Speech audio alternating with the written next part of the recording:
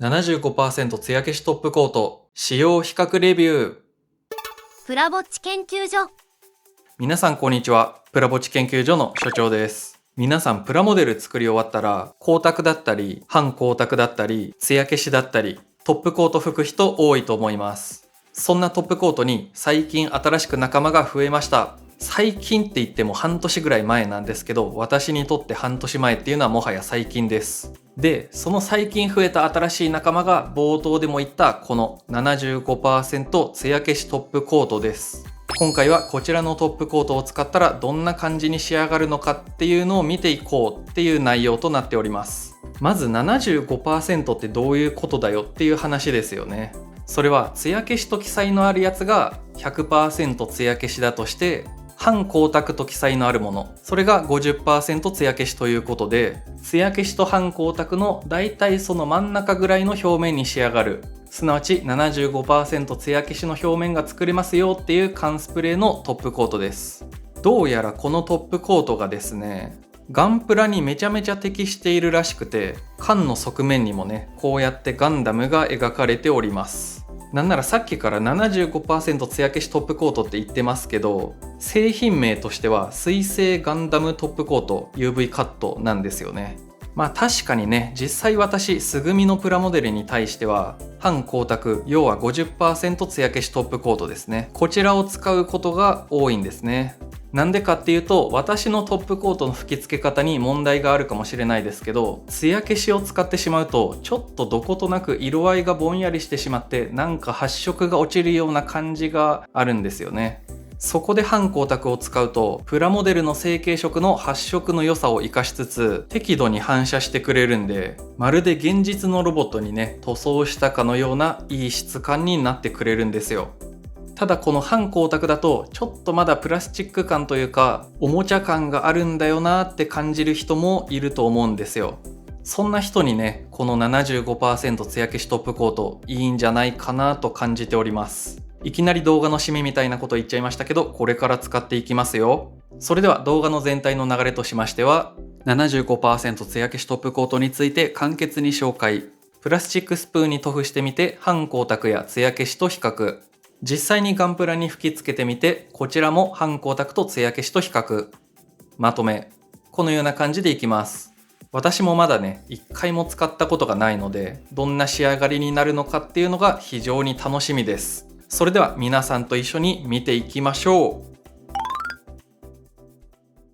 はい、まずは軽く製品概要をおさらいしておきましょう。実際そんな喋ることないですけど、ちょっとおって思ったことがあるんで後で話します。まず外観はこんな感じ。水星ガンダムトップコート UV カット 75% 艶消しです。発売日は2025年の12月で、価格は税込み1100円です。ただ Amazon とかで買うと割引が少し効いて、私が買った時は935円で買うことができました。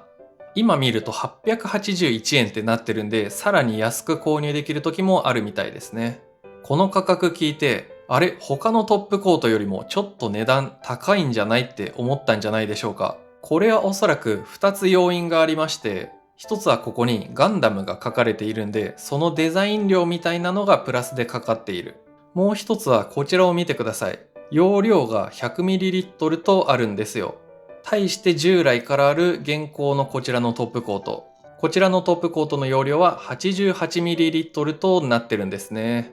なのでこちらの 75% 艶消しトップコートの方が 12ml も多いです。ここに書いてある塗り面積も 0.9 平方メートルとあるんで 10% ぐらい塗れる面積もアップしております。なので実際はそんなに割高っていう感じではないですね。この辺の感覚は人によりますけど。あと細かいところなんですけど、75% 艶消しトップコートは第2石油類になってて、以前からあるトップコートは第1石油類と記載があります。あんまり気にする人いないと思うんですけど、第2石油類の方が引火性は低いです。でもどちらもストーブとか使っている部屋では絶対に使わないようにしてくださいね。引火したらもう凄まじいウェザリングになってしまいますからね。ということで座学はこの辺にしといて、実際にこちらの 75% 艶消しトップコートを使っていきましょう。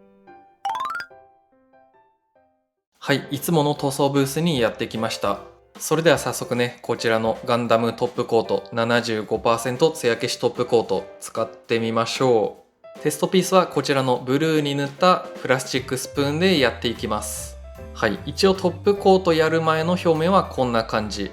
結構光沢という感じですかね。LED のつぶつぶも結構はっきり見えます。それでは吹きつける前に忘れておりました。缶をよく振りましょう。そしてね、私の動画では毎回言ってるんですけども、缶の中に攪拌のボールが入っておりますので、縦に振るだけじゃなくて、缶の底で攪拌ボールをくるくる回すようにも振っておきましょう。はい、よく振りましたので、早速プラスチックスプーンに吹きつけていきましょう。缶スプレー使う時ですけど、吹き始めが当たらないように通過させるようにすると塗りやすいです。塗装ブースの電源をオンにするので、ちょっとここからの音声は聞き取りにくいかもしれませんが、ご了承ください。はい、それでは吹きつけていきます。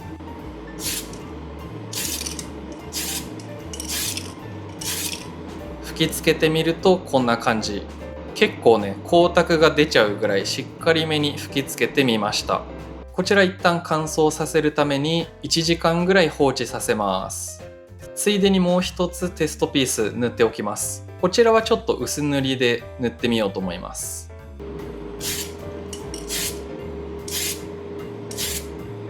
はい、こんな感じで、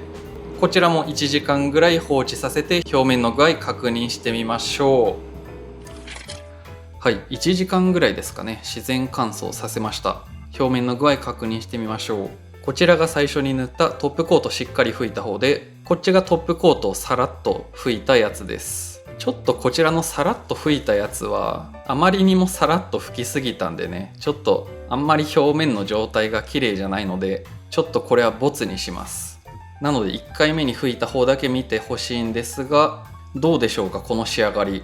結構しっかりめに拭いたんですけど、乾燥したらかなりマットな質感に仕上がってくれますね。そしてこう光が当たるとね、適度に反射してくれて、とても上品な感じに仕上がります。結構適当に拭いてこの仕上がりなんでね、めっちゃいいですよこれ。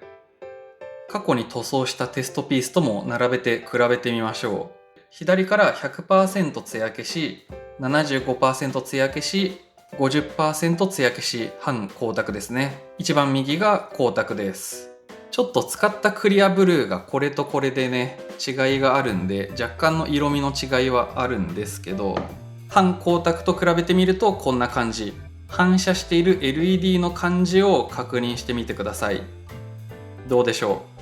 う。右にある半光沢は LED のバーが3つあるのがこうくっきりね、くっきりではないですけど、ぼやーんとわかるんですけど、左にある今塗った 75% 艶消しの方は光が反射しているのはなんとなくわかるんですけど、 LED のバーまではくっきり見えない、そんな感じですね。続いて艶消しと比べてみましょう。左が艶消しで、右が 75% 艶消しです。どうでしょうか。左の艶消しの方は動かしてみてもね、あんまり LED がこう反射しているような感じがないんですけど、 75% 艶消しの方はちょっとこう動かしてみるとね、光の動いている感じがより伝わるんじゃないかなと思います。なんでね、艶消しだとちょっとマットすぎるかといって、半光沢だとまだプラスチック感があるんじゃねえのって思ってる人にはちょうどいいトップコートなんじゃないかなという感じですね。以上、プラスプーンに 75% トップコートを吹いての比較レビューでした。はい、続きましてね、やっぱりガンダムトップコートっていう名前なんでね、実際にガンプラに対して吹き付けてみて表面の感じ見てみましょう。トップコートを吹いていくのがこちらのガンダム、ハイグレードのガンダムセブンイレブン仕様ですね。ちょっと珍しいやつです。こちら素組み状態に墨入れしてマーキングシールまで貼った状態です。まずはトップコートを吹く前のプラスチック素地の状態を確認しておきましょう。とは言ってもね、皆さんのお手元にある素組みのガンプラと全く一緒です。ただ半光沢と光沢の間ぐらいっていうような表面具合でしょうか。ちょっとホワイト部分が多いので分かりにくいんですが、光が当たるとねバチバチに反射してザ・プラスチックだなっていう感じの表面です。それではこちらにね 75% 艶消しトップコート拭いていきましょう。まずはトップコートしやすいように部位ごとに分けておきます。まあ実際バラさなくてもできなくはないですけど、バラした方がねこういうスカートで隠れちゃう部分とかにも綺麗にトップコート拭くことができるんで、そんなに面倒に感じないのであればなるべくバラしてトップコートすることをおすすめします。それとこちら頭部パーツなんですけど、カメラアイの部分今はメタリックシール貼ってあるんでキラッとした質感なんですけど、艶消しトップコートを拭くとですねやっぱりぼんやりしてしまってこのキラッとした感じが薄れてしまうんですね。私はこのカメラアイキラッとしてた方が好みなので、ここだけちょっとマスキングしておきます。こんな感じでね適当に切ったマスキングテープを貼っておきます。特に大きさとかは測って切ってないので、ちょっと余分なところはこんな感じで折っておきました。ズボラですみません。はい、こんな感じで持ち手棒につけましたので、早速トップコートやっていきましょう。それとトップコートなんですけど2回に分けて塗ります。1回目は薄めに塗って2回目はちょっとしっかりめに塗るという感じです。どうしてそうするかというと、こちら墨入れをねガンダムマーカーでやってるんですけど、ガンダムマーカーって確か成分が油性で、この水性トップコートを最初からね厚塗りしてしまうとガンダムマーカーが溶け出してこう雨だれみたいになってしまう時があるんですよ。なので1回目はトップコートをさらっと吹きかけてすぐ乾燥させることによって墨入れを保護する、2回目のトップコートでしっかりと表面を整えるといった感じでやっていきます。はい、それではトップコートやっていきます。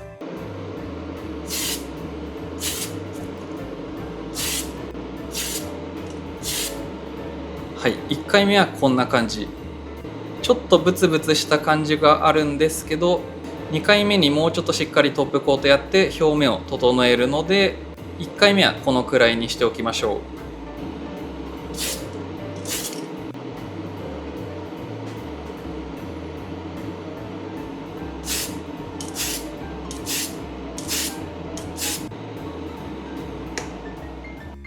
はい、10分20分ぐらいですかね、乾燥させて表面が落ち着いてきましたので、2回目のトップコートをやっていきます。この段階だと今は半光沢ぐらいって感じですかね。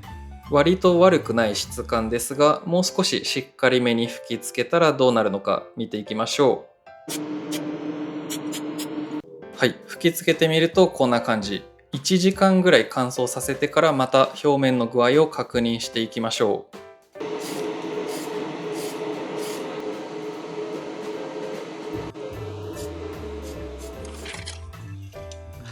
はい、他のパーツたちも 75% トップコートしまして1時間ぐらい乾燥させました。どうでしょう、かなりいい感じの質感になってますね。ちなみに半光沢で塗ったこちらのシールドと比べてみるとこんな感じ。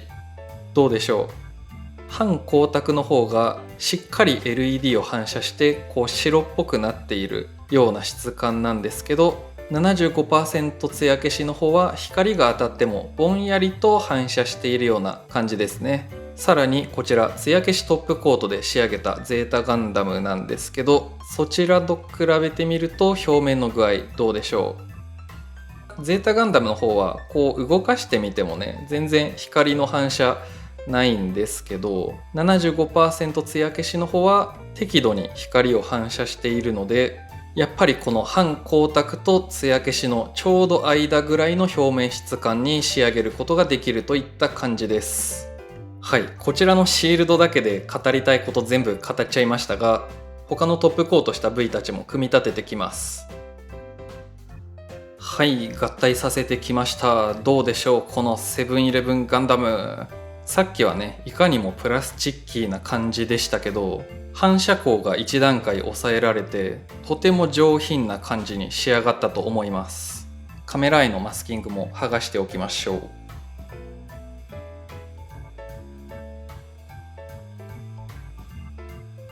いいですね。グレードは違いますが、半光沢で仕上げたリアルグレードのガンダムと表面の質感比べてみるとこんな感じ。まあ私は半光沢も好きなんでね、どちらがいいとか悪いとかは言えないんですけど、皆さんどちらの方が表面の質感お好みでしょうか？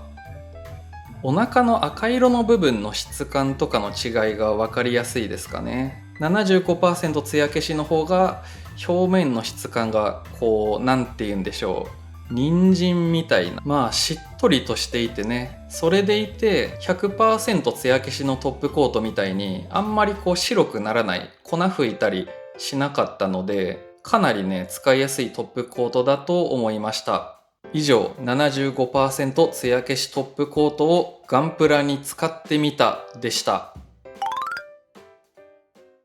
はい、いかがでしたでしょうか？いつもの机の上に戻ってきまして、50% 艶消し、75% 艶消し、100% 艶消しと並べてみました。なかなかこうやってね、カメラで見ると分かりにくいんですけど、今回使った 75% は本当にこの半光沢と艶消しのちょうどいいとこ取りをしたようなトップコートです。